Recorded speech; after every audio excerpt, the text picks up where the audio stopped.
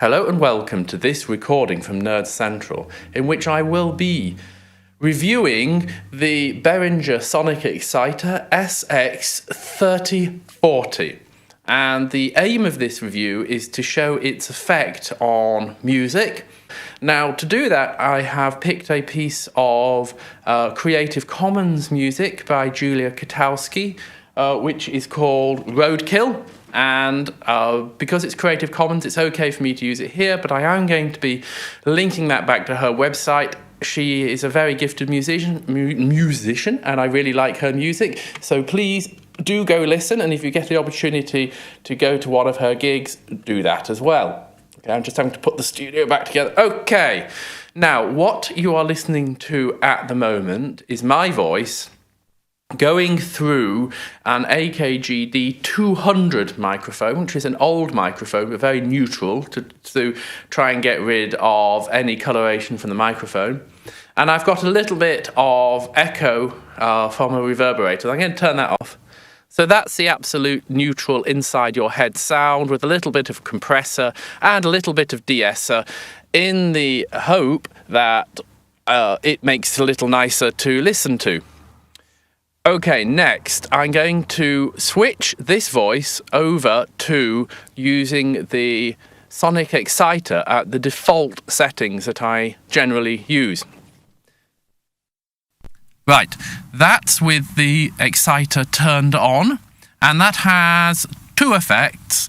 One is down at the bass level, where it increases the depth and alters the phase of the bass of the voice or the signal to try and make it more resonant and fascinating.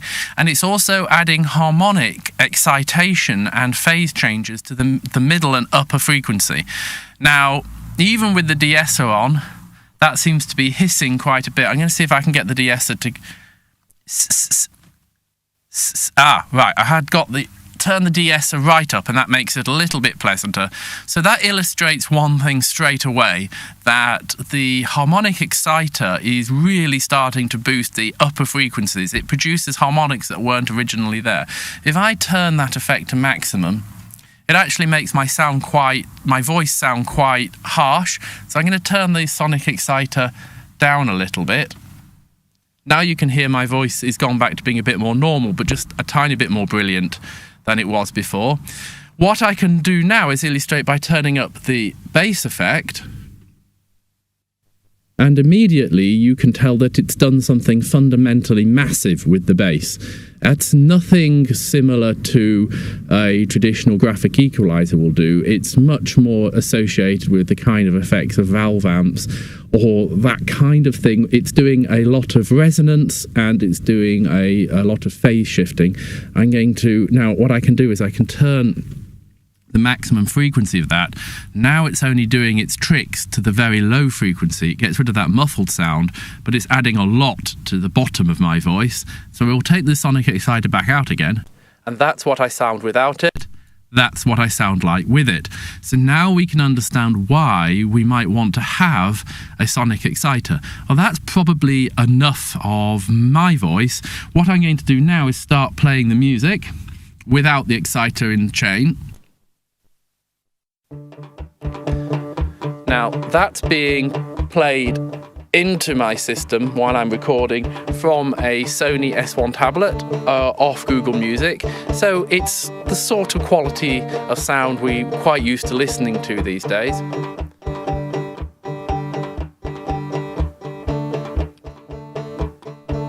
It's arguing with my gate a little bit at that, so I've turned it up. That's better. So I can also turn this digital processor off. It's very little difference unless you start shouting. I was just using that for trimming things a little bit. Okay, let's turn that up, and then what we'll do is we'll mess around with the exciter.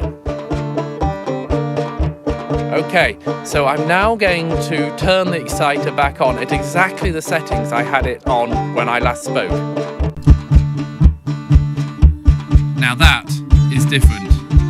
Really punchy bass. And you can see so much so that my compressor's really cutting in to try and stop that overloading the system. What I can do is actually compressor a little bit. That's actually really thumpy now, so I'm not sure I entirely like that. So let's take the drive on the bass, the mix. It's a little bit more civilized. Now we can open up the mid-range. Drop the drive down a little bit. Now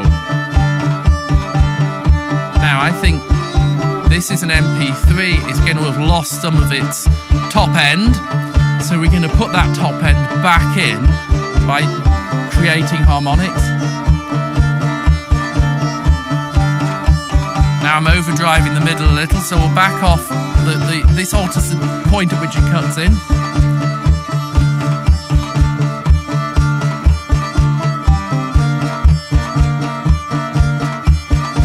It might still be a little too bassy for some people.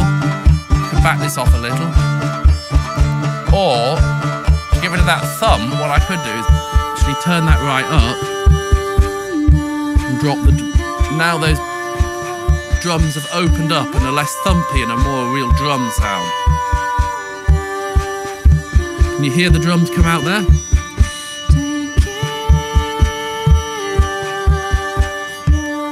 Let's got rid of them. Let's put them in.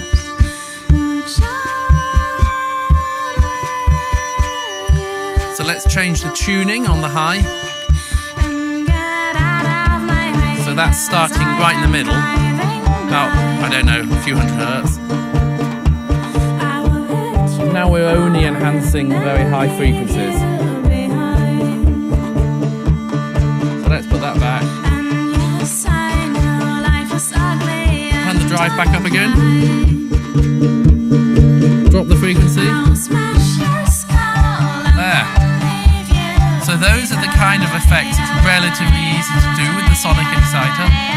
Now I'm going to really push out the boat. I'm going to take the limiter off and actually see what happens. I've got the peak limiter, so hopefully it won't cause too much trouble.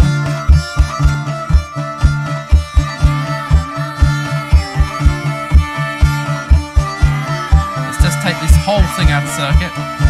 There we go.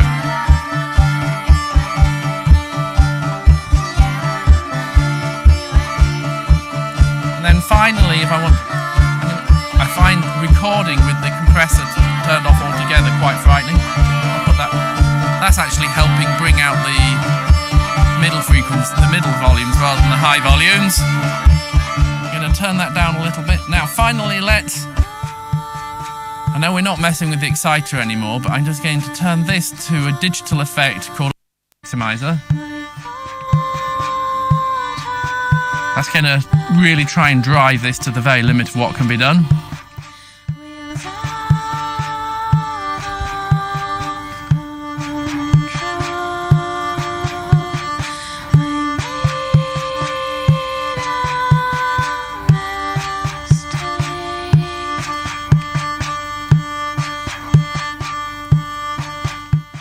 So there we go.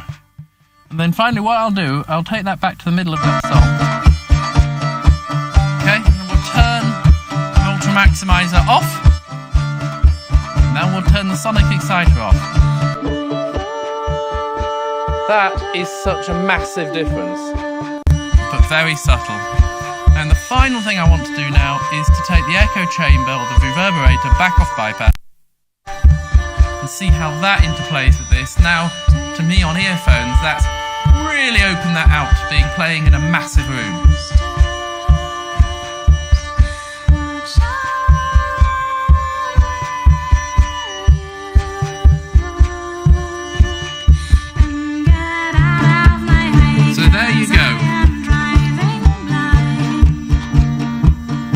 As I've mentioned before, I'm not convinced that MP3s give anything like the quality of music that we deserve, and it is now pretty much my expectation that using equipment like this, I can make the whole MP3 experience so much more exciting.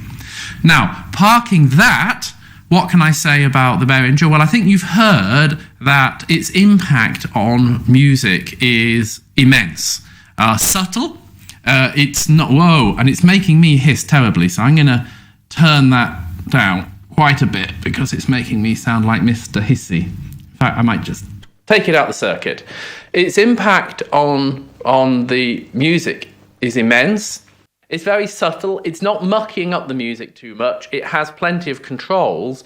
I prefer it to the previous version, the previous psychoacoustic processor that Behringer did. I think it's a more capable, and its bass processing is definitely much more manageable with the 3 controls. Thank you very much for listening, and cheerio.